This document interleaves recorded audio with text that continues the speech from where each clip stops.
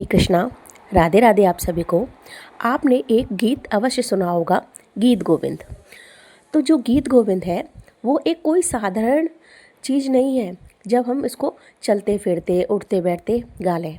नहीं, इसको गाने के हम अलग विशेष नियम होते हैं, क्योंकि कहा जाता है कि जब भी कोई भक्त गीत गोविंद गाता है तो स्वयं ठाकुर जी वो गीत गोविंद सुनने के लिए आते हैं, क्योंकि गीत गोविंद ठाकुर जी को अति अति अति प्रिय है।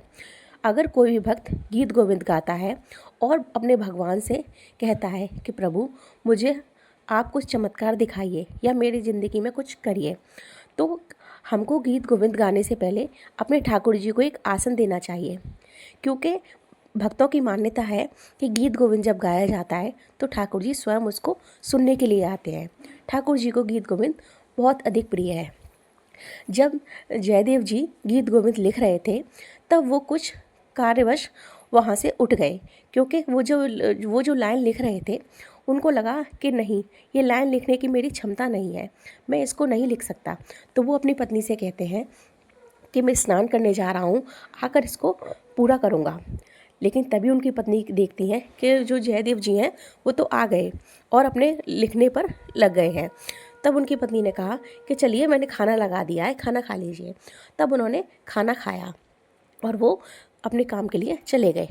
लेकिन कुछ ही देर बाद वो देखती हैं कि उनके जो पति हैं, जो जयदेव जी हैं, वो दोबारा आकर कहते हैं कि चलो अब मैंने स्नान कर लिया है और अब मैं मेरे लिए खाना लगा दो।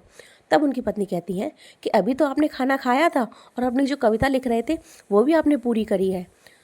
तो जयदेव जी को कुछ अटपटा लगता है। वो जाकर जब देखते हैं तो देखते हैं कि जो लाइन वो नहीं लिख पा रहे थे, उनको संकोच हो रहा था, वो लाइन स्वयं ठाकुर जी ने आकर पूरी की है।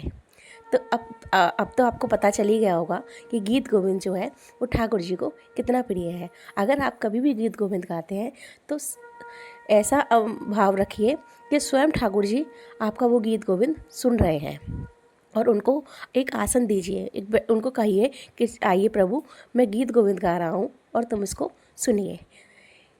अगर आपको ये जानकारी अच्छी लगी हो तो मेरे चैनल को लाइक और सब्सक्राइब करिए। राधे राधे।